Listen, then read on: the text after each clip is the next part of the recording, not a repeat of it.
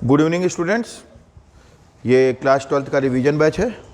हम लोग आज न्यू चैप्टर स्टार्ट करेंगे, electrostatic potential and capacitance, NCERT का लेक्चर नंबर 2, चैप्टर नंबर 2।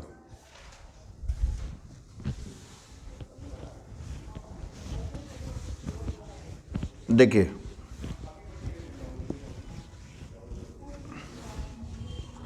सुनिए,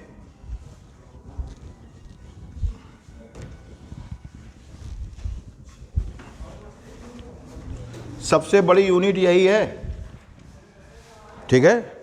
सबसे बड़ी यूनिट जब हमने इसको मेन बैच में पढ़ाया था तो 2 घंटे में ख़त्म, 2 महीने में ख़त्म किया था हमने ये यूनिट, 2 महीने में, जो कि हम मुश्किल से अभी 4-5 टर्म में ख़त्म हो जाएगा ये, ठीक है, समझ गए। जो कि हमने 2 महीने में ख़त्म किया था पहले। लेकिन जो भी आर्टिकल सिलेबस का पार्ट है वो कोई भी नहीं छोड़ेंगे। हाँ, सिलेबस के बाहर का नहीं पढ़ाएंगे रिवीजन बैच में। अब जैसे हमने मेन बैच में आपको रिंग वाला आर्टिकल पढ़ाया था, लेकिन रिवीजन बैच में उसको नहीं पढ़ाया क्योंकि सिलेबस का पार्ट नहीं है, समझ गए। फिर भी फार्मूला आपको पता होना चाहिए, उससे रिलेटेड कोई छोटा क्वेश्चन दे सकते हैं, ठीक है। सुनिए, class 12th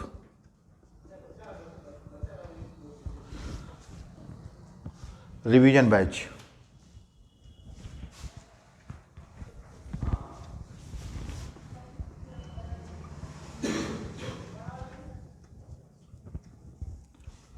chapter 2,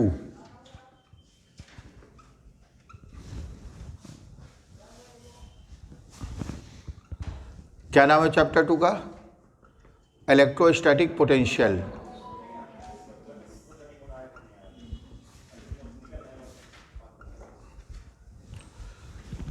electrostatic potential and capacitance.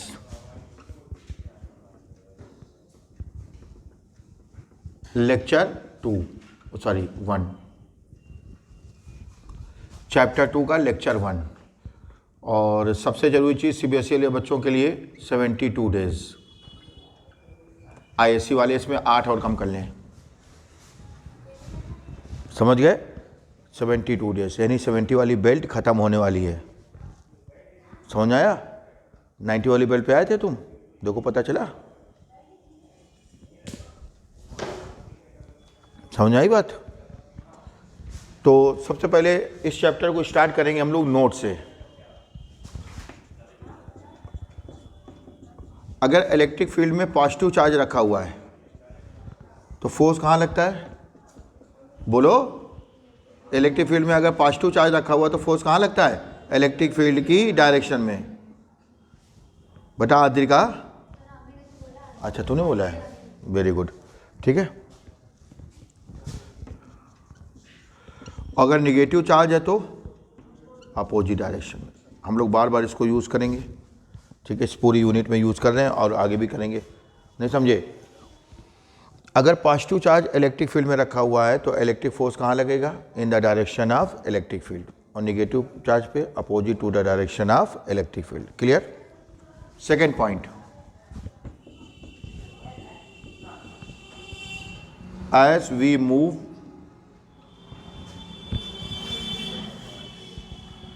along the direction of electric field, as we move along the direction of electric field,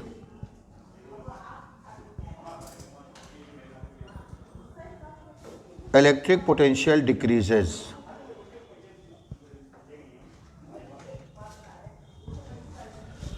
As we move along the direction of electric field, electric potential decreases. As we move along the direction of electric field, electric potential decreases, ठीक है।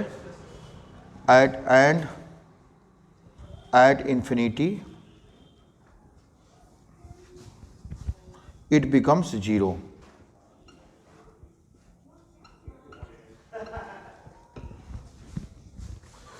As we move along the direction of electric field, electric potential decreases.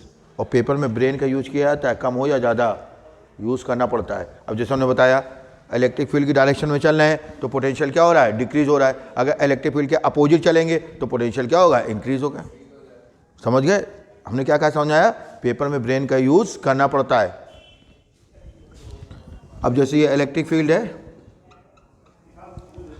Suppose ये point A है, point B है, point सी है, ए का potential V A, B का we B, सी का we सी। तो इन तीनों में से सबसे ज़्यादा पोटेंशियल किसका होगा? ए का, उससे कम बी का, उससे कम सी का। जैसे जैसे हम इलेक्ट्रिक फील्ड की डायरेक्शन में चलते हैं पोटेंशियल क्या होता है? डिक्रीज होता है। समझ गए? नहीं समझे?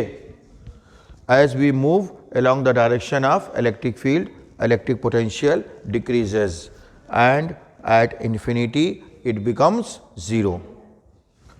तो A पे पोटेंशियल सबसे ज़्यादा इन तीनों में, B पे उससे कम, C पे और कम, D पे और कम, E पे और कम, F पे और कम। आगे बढ़ते जाएंगे पोटेंशियल कम होता जाएगा और जब इलेक्ट्रिक फील्ड के बाहर चले जाएंगे तो ज़ीरो। तो इलेक्ट्रिक फील्ड में जब हम इन्फिनिटी कहते हैं, क्या कहते हैं? Infinity, that means outside of the electric field.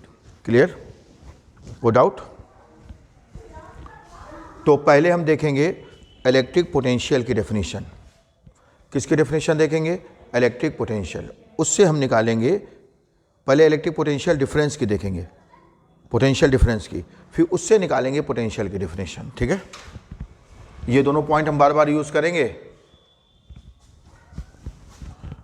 Electric potential difference, electric potential difference.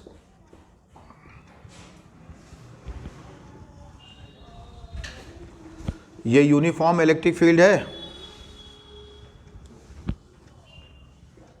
क्या है ये? Uniform electric field. इसमें दो पॉइंट्स लिए हमने, ए और बी। ए का पोटेंशियल वी ए और बी का वी बी। ठीक है? तो बोलो उस्मा, कौन बड़ा होगा, वी ए कि वी बी? बोलो वी ए। तो कॉन्फिडेंस क्यों नहीं है? अभी वो लिखाया देखो, इलेक्ट्रिक फील्ड की डायरेक्शन में चलने पे पोटेंशियल क्या होता है? डिक्रीज होता है। अभी बता, अभी का तो अभी ध्यान रखो।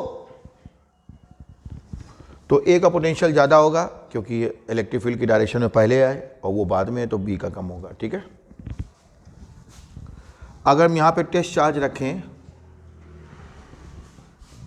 टेस्ट चार्ज, तो फोर्स कहाँ लगेगा?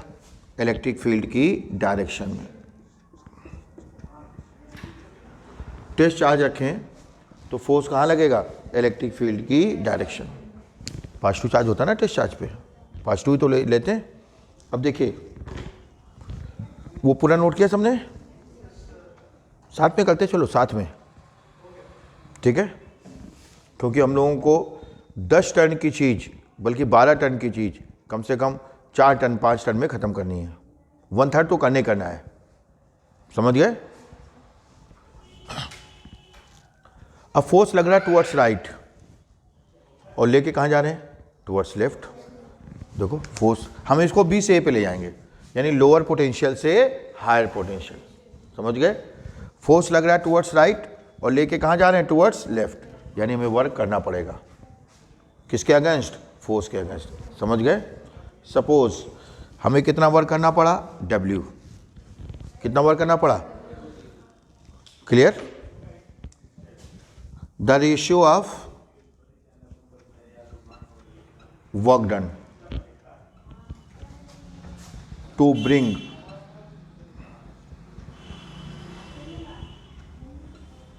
a test charge from one point to another point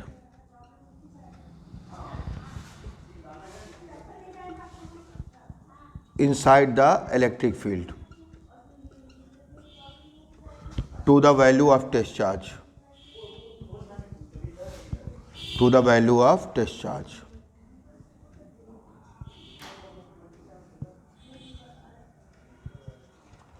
is called electric PD, electric PD between those 2 points.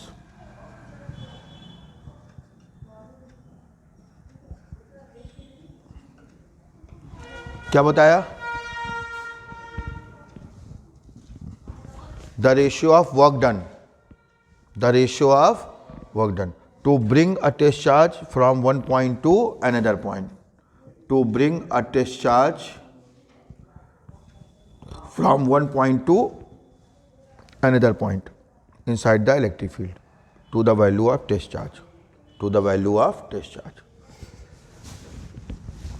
यहां तक कोई दिक्कत? Electric PD VA minus VB W upon Q not. ध्यान रखना, जब भी हम लोग PD निकाल रहे हैं तो अच्छा, ये तो पता होगा डिफरेंस और चेंज में डिफरेंस होता है, नहीं पता है? डिफरेंस और चेंज में डिफरेंस होता है। डिफरेंस और चेंज में डिफरेंस। चेंज में क्या होता है, हमेशा फाइनल से किसको सब्ट्रैक्ट करते हैं? इनिशियल को, चाहे पॉजिटिव आए चाहे निगेटिव आए। और डिफरेंस में क्या होता है? लार्जर से स्मॉलर को। ठीक है, तो ये पोटेंशियल चेंज नहीं है, पोटेंशियल डिफरेंस है। तो VA ग्रेटर है, इसलिए VA माइनस VB। समझ गए? The ratio of work done to bring a test charge, the ratio of work done to bring a test charge from one point to another point inside the electric field to the value of test charge is called electric PD between those 2 points.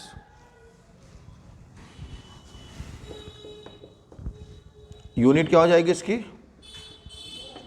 W की unit joule पर coulomb. क्या बोलते हैं इसे?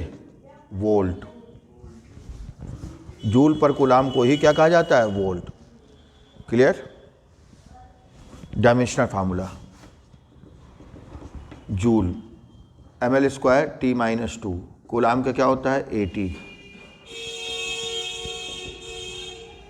ml square T minus 3 A minus 1। यहां तक पहुंचे?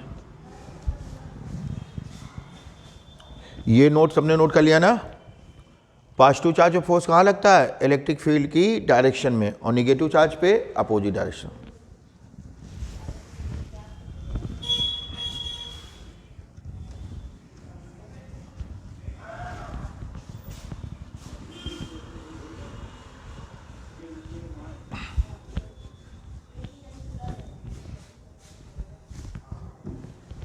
अब पोटेंशियल डिफरेंस की जो डेफिनेशन थी, ये डेफिनेशन किसकी है? Potential difference PD।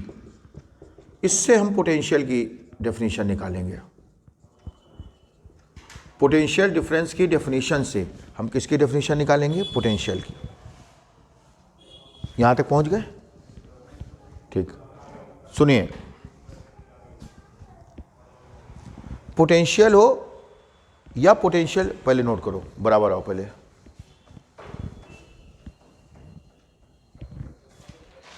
पोटेंशियल हो या पोटेंशियल डिफरेंस हो, दोनों किसको रिप्रेजेंट करते हैं? एनर्जी को। वर्क डन कह दो चाहे एनर्जी कह दो, ठीक है? लेकिन किसके लिए? पहले नोट करो पूरा कंप्लीट। सुनना ज़्यादा जरूरी होता बेटा। चलो पहले कंप्लीट करो, कर लो।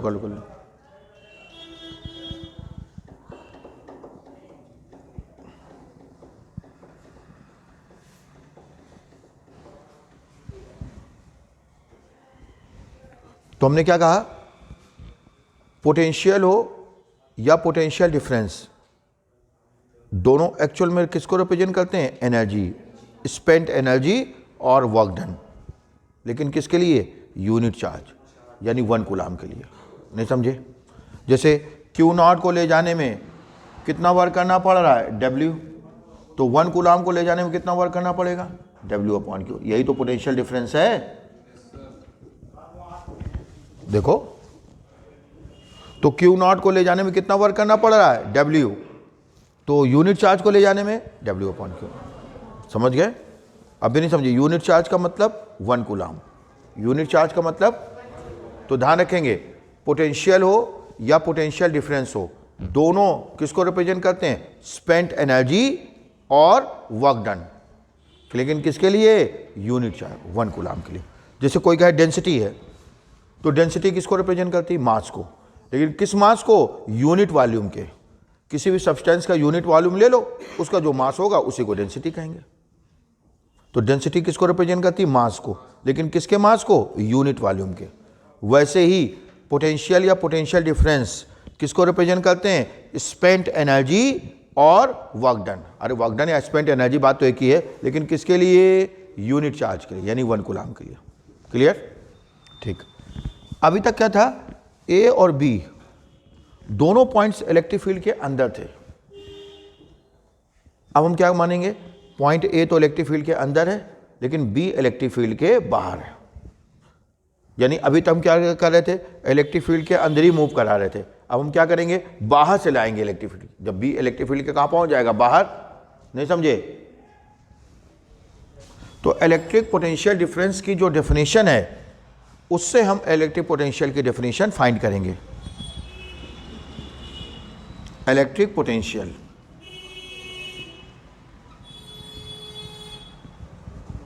if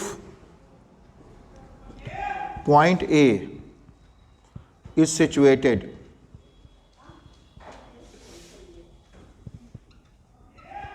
inside an electric field and point B is situated at infinity,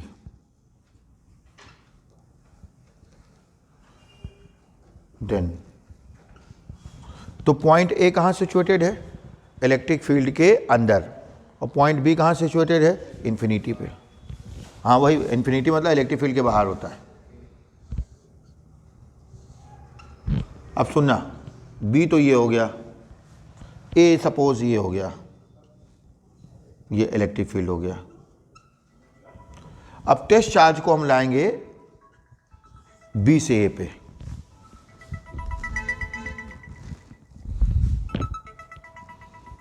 हाँ अब हम देख रहे हैं, रुको। हाँ ध्यान नहीं रहा है।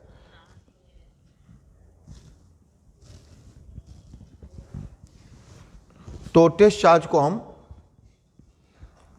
इन्फिनिटी से ए पे ले जाएंगे। बी से ए पे ले जाते थे, कहाँ से कहाँ ले जाते थे? बी से ए पे। अब बी पहुंच गया कहाँ पे? इन्फिनिटी से, तो इन्फिनिटी से ए पे। सपोज हमें कितना वर्क करना पड़ा? W dash. हम डब्ल्यू डैश यहाँ पे इसलिए लिख रहे हैं क्योंकि अगर हम यहाँ पे डब्ल्यू लिख देंगे तो बेवकूफ़ टाइप के बच्चे क्या सोचेंगे? जितना वर्क वहाँ किया गया उतना यहाँ किया गया। अरे वो वर्क अलग है, ये वर्क अलग है। समझ गए? इसलिए हमने वहाँ पे दोनों पॉइंट इलेक्ट्रिक फील्ड के अंदर थे, यहाँ पे एक पॉइंट इलेक्ट्रिक फील्ड के अंदर और दूसरा इलेक्ट्रिक फील्ड के बाहर। अभी नहीं आया समझे? इसलिए डब्ल्यू। पेपर में आएगा तो डब्ल्यू लिख दो, दोनों तो आएगा नहीं, कोई एक आता है अगर आएगा तो। According to definition of P D, definition of P D क्या हो जाएगा? V A minus V B equal to W dash upon Q nought. यही तो है। क्लियर? अब बी तो हो गया इन्फिनिटी पे, और इन्फिनिटी पे पोटेंशियल कितना होता है? 0। बी इन्फिनिटी पे है और इन्फिनिटी पे पोटेंशियल कितना होता है? 0। यानी V A minus 0 equal to W dash upon Q naught, यानी V A equal to W dash upon Q naught. क्या डेफिनेशन होगा? यहां तक पहुंचे? यूनिट डायमेंशन फार्मूला यही रहेगा, यूनिट डायमेंशन फार्मूला यही, हेंस तक पहुंचे।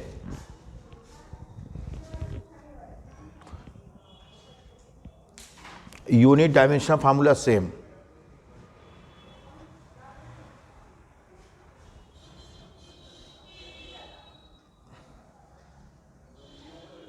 We B equal to V infinite क्यों हो गया? समझ आया? क्योंकि पॉइंट बी कहां पे है? इन्फिनिटी पे। नहीं समझे? कुछ समझ आ रहा है? और ये जो हमने फार्मूला लिखा है ये according to definition of P D. P D means potential difference. समझ गए? लिखे।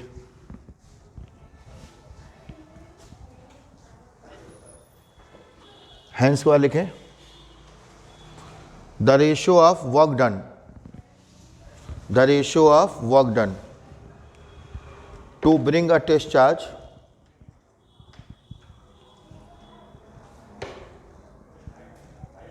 the ratio of work done to bring a test charge from infinity to a point, from infinity to a point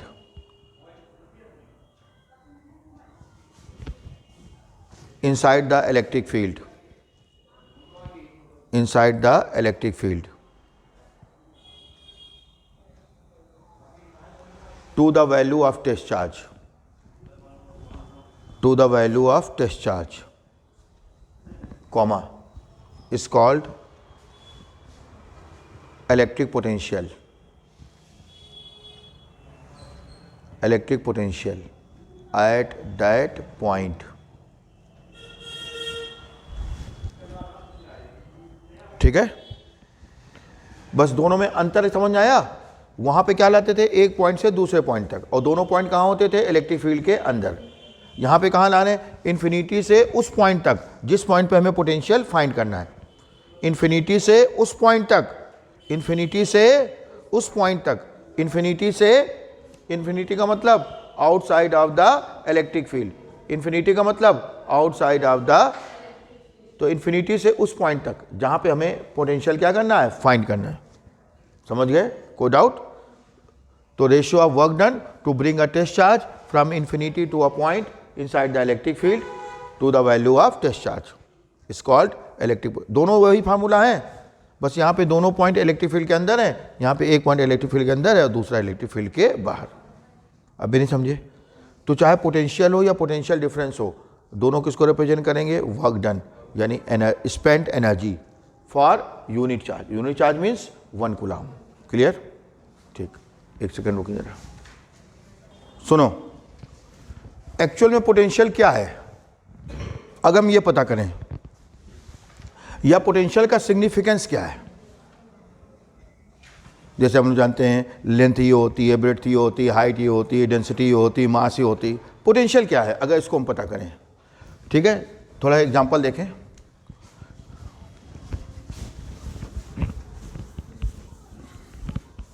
suppose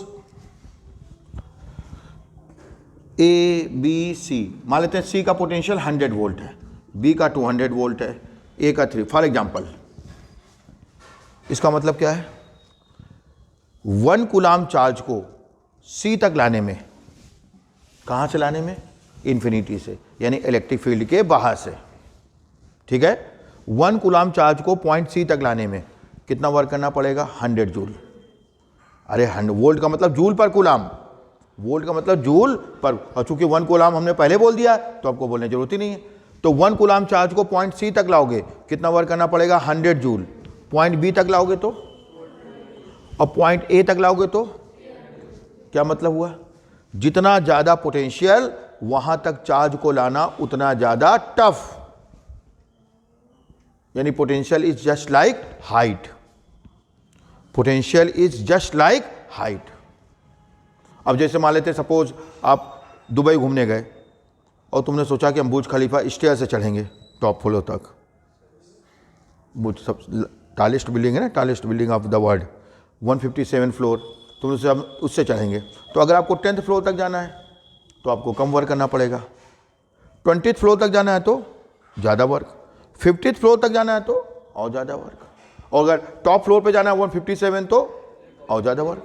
हो सकता है ज़्यादा ऊपर चले जाओ, वहाँ तक पहुँचते पहुँचते सांस फूल जाए, पता चले। ठीक है, तो ज़्यादा ऊपर चले जाओ, समझ गए? हाँ, नहीं समझे तो कम हाइट पे जाना है कम वर्क, ज़्यादा हाइट पे जाना है ज़्यादा वर्क। यानी ग्रेविटेशनल फील्ड में जो सिग्निफिकेंस किसकी होती है, हाइट की। इलेक्ट्रिक फील्ड में वही सिग्निफिकेंस किसकी होती है, पोटेंशियल की।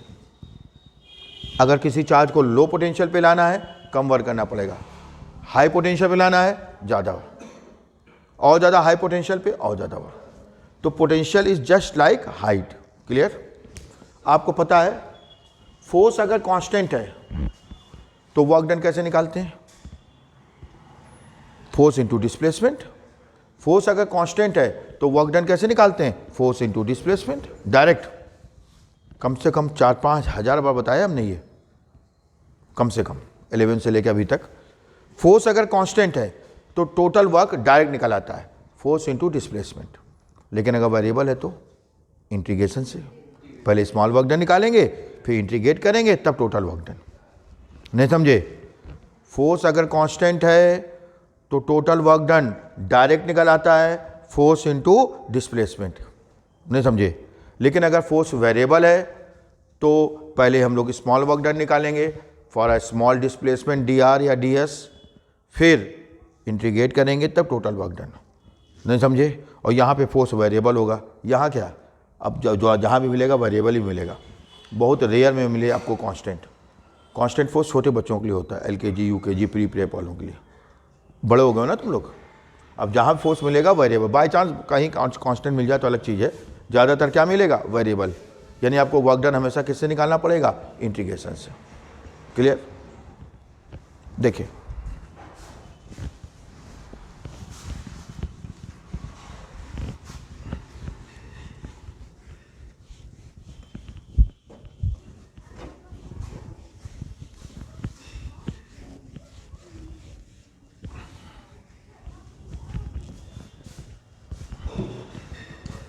तो electric potential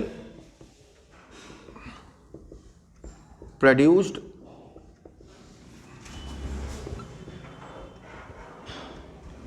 due to a point charge at a point due to a point charge.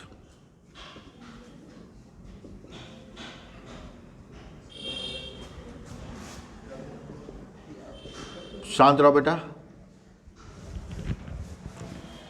Electric potential produced at a point due to a point charge.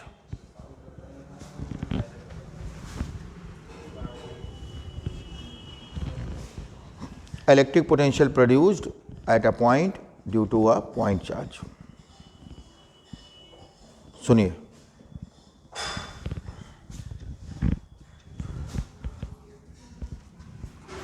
तो let a point charge plus Q is situated at point O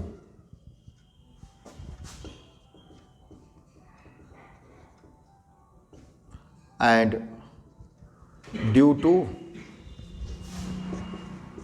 this point charge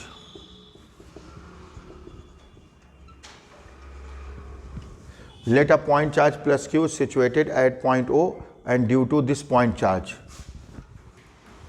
we have to find electric potential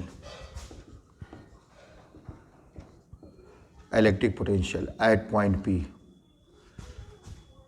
eight point, चलो ए ले लेते हैं। कहाँ find करना हमें, ए पे। सुनो, अब ये है प्लस क्यू चार्ज, कहाँ पे रखा हुआ है, ओ पे। कहाँ रखा हुआ है, ओ पे। हमें इसके कारण फाइंड करना है पॉइंट ए पर पोटेंशियल। अब ओ से ए तक की डिस्टेंस कितनी है, आर। तो उसके लिए हमें क्या करना पड़ेगा, टेस्ट चार्ज को इन्फिनिटी से लाना पड़ेगा। कहाँ से लाना पड़ेगा, इन्फिनिटी से। कहाँ तक, पॉइंट ए तक। समझ गए? टेस्ट चार्ज को हमें इन्फिनिटी से लाना पड़ेगा, कहाँ तक, पॉइंट ए तक। और उसमें जितना वर्क करना पड़ेगा उस वर्क को कैलकुलेट करेंगे, उस वर्क में क्या करेंगे, क्यू नॉट से डिवाइड कर देंगे। ठीक है? जिस पॉइंट पे हमें पोटेंशियल फाइंड करना होता है, टेस्ट चार्ज को हमें इन्फिनिटी से लाना होता है उस पॉइंट तक। समझ आई नहीं आई बात, कोई डाउट? और ध्यान रखना, चाहे ये चैप्टर हो चाहे अगला चैप्टर हो, सारे चार्ज फिक्स्ड होते हैं, केवल टेस्ट चार्ज मूव करने के लिए फ्री होता है, क्योंकि इसको टेस्टिंग के लिए यूज़ किया जाता है और ये बहुत छोटा चार्ज होता है। ठीक है? सारे चार्ज फिक्स्ड होते हैं। सारे चार्ज कैसे होते हैं, फिक्स्ड। केवल टेस्ट चार्ज मूव करने के लिए फ्री होता है। क्लियर? तो पहले हम वर्क डन निकालेंगे ए से बी तक, और इमेजिन करो कि जो पॉइंट बी है वो पॉइंट ए के बहुत क्लोज है। ठीक है? यानी ये जो डिस्प्लेसमेंट है वो डी आर है। हाँ हाँ, electric potential. We have to find electric potential at point A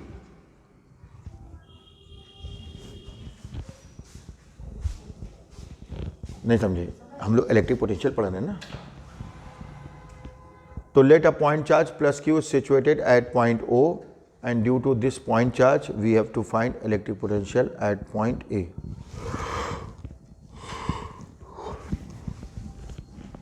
तो पहले हम टेस्ट चार्ज को लाएंगे ए से बी तक। कहाँ से कहाँ लाएंगे? ए से बी तक। फिर रिपीट कर रहे हैं, जो बी पॉइंट है वो ए के बहुत क्लोज है। समझ गए कैसे है? बहुत close.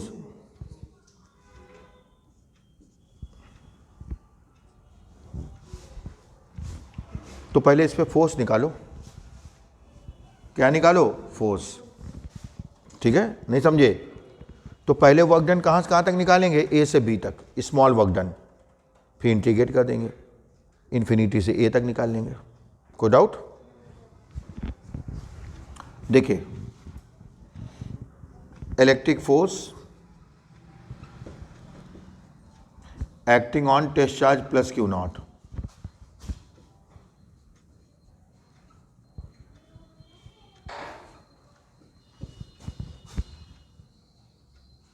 Eight point A.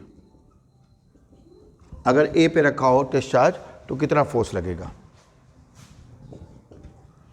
1/4 pi epsilon not के Q1 Q2 upon R square होता है, Q nought upon R square.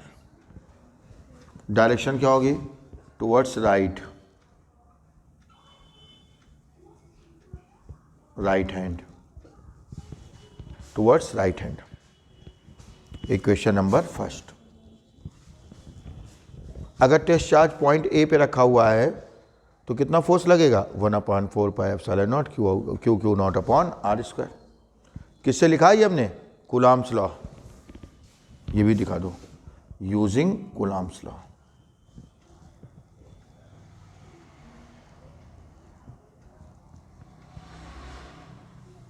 अब small work done.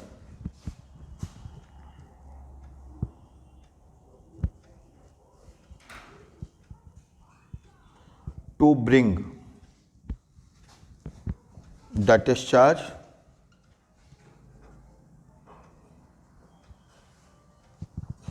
small work done to bring the test charge from point A to point B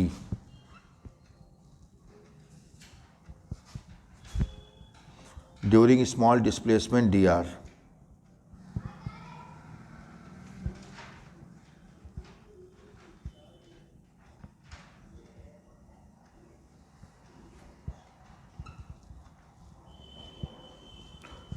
from point A to point B.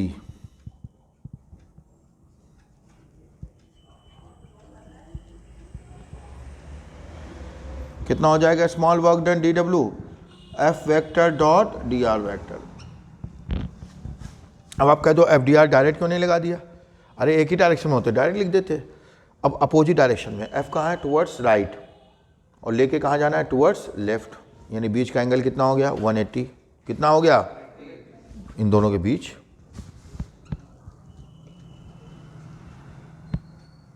cos 180 कितना होता है? -1। यानी DW की value क्या आ गई? -FDR। ये तो स्मॉल वर्क डन है। कहाँ से कहाँ तक? A से B। हमें लाना है इन्फिनिटी से A पे। इंटीग्रेट कर दो। अभी नहीं समझे? यहाँ तक पहुँचे सब लोग? तो ये हमने स्मॉल वर्क डन निकाल लिया। Now total work done to bring the test charge plus Q nought. कहाँ से कहाँ लाना है? इन्फिनिटी से A पे। हमें इन्फिनिटी से उस पॉइंट तक लाना होता है जिस पॉइंट पे हमें पोटेंशियल क्या करना है? फाइंड करना है। समझ गए? इन्फिनिटी से किस पॉइंट तक? बेटा 5 मिनट और बस मैक्सिमम। इन्फिनिटी से हमें किस पॉइंट तक लाना होता है? जिस पॉइंट पे पोटेंशियल फाइंड करना है। Total work done to bring the test charge plus Q nought from infinity to point A।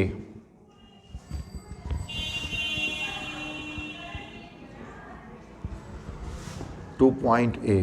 बस इंटीग्रेट कर दो। माइनस साइन बाहर ले लिया, FDR। इन्फिनिटी से A पे लाना, A की डिस्टेंस है कितनी? R। इन्फिनिटी से A पे लाना, O से A तक की डिस्टेंस कितनी है? R। यानी इनफाइनाइट डिस्टेंस से R डिस्टेंस पे लाना है। ओ से इनफाइनाइट डिस्टेंस पे स्टार्टिंग में था, फाइनली हमें ओ से आर डिस्टेंस पे लाना है। ठीक है, एफ की वैल्यू रख दो 1/4 पाई एप्सिलॉन नॉट के Q Q not upon R square. Constant को क्या करेंगे बाहर, ये तो पता होगा, जब इंटीग्रेशन करते हैं तो कांस्टेंट को क्या करते हैं बाहर ले लेते हैं। 1/r स्क्वायर का इंटीग्रेशन क्या होगा, बोलो, 1/r स्क्वायर का इंटीग्रेशन -1/r, गजा कर लेना। x पावर n का इंटीग्रेशन क्या होता है, x पावर n+1/n+1, बस 1/r स्क्वायर है, ऊपर जाएगा क्या हो जाएगा r-2, समझ गए। तो 1/r स्क्वायर का इंटीग्रेशन -1/r,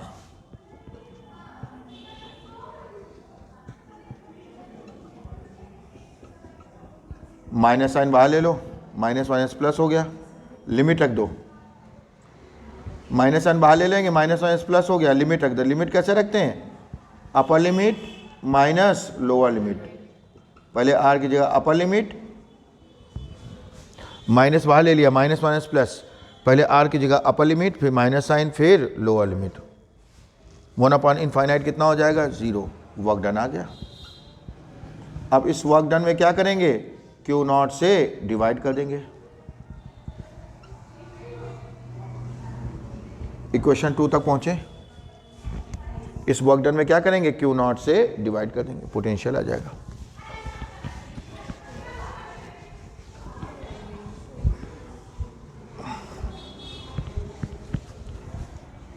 देखिए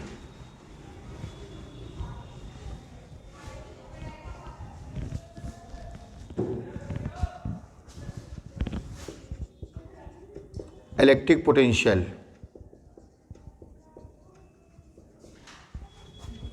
produced at point A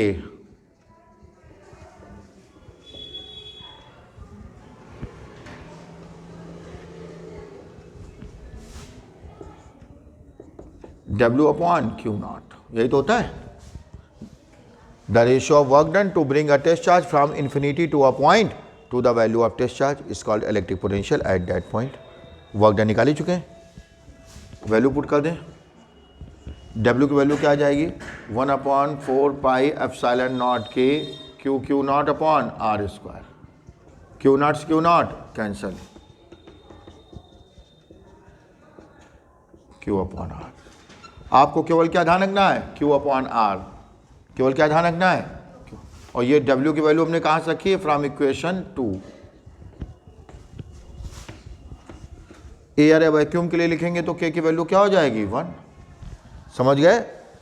Q charge से R डिस्टेंस पर इलेक्ट्रिक फील्ड कितना होता है, Q/R स्क्वायर, इलेक्ट्रिक फील्ड कितना होता है, और पोटेंशियल कितना होता है, Q/R, ये प्रूव किया है। इलेक्ट्रिक फील्ड कितना होता है, Q/R स्क्वायर, Q चार्ज से R डिस्टेंस पे इलेक्ट्रिक फील्ड कितना होता है, Q/R square, potential Q/R। Clear, electric field कितना होता है, Q/R square, potential Q/R। Okay, that's all. तो नेक्स्ट टर्न का होमवर्क समझ गए। गॉस थ्योरम में जितनी बची हुई प्रॉब्लम्स हैं और इलेक्ट्रिक फील्ड में वो पूरी, बेटा सुनाई पड़ा आदिर का, 2 घंटे डेली फिजिक्स नहीं पढ़ोगे तो 11 मार्च वाली डेट याद रखना। 12th का नया बैच, ऑलरेडी तेरे 11th में इतने सारे बैच हैं, पुराने बच्चे आ जाएंगे तो हमारे लिए कितना फ़ायदा हो जाएगा। ऑलरेडी दोनों बैच फुल हैं ऑलमोस्ट 11th के, और पुराने बच्चे भी आ गए कुछ, कितना फ़ायदा हो जाएगा, समझ गए। अभी नहीं समझे, इसलिए या तो 2 घंटे डेली फिजिक्स पढ़ो या फिर 11 मार्च।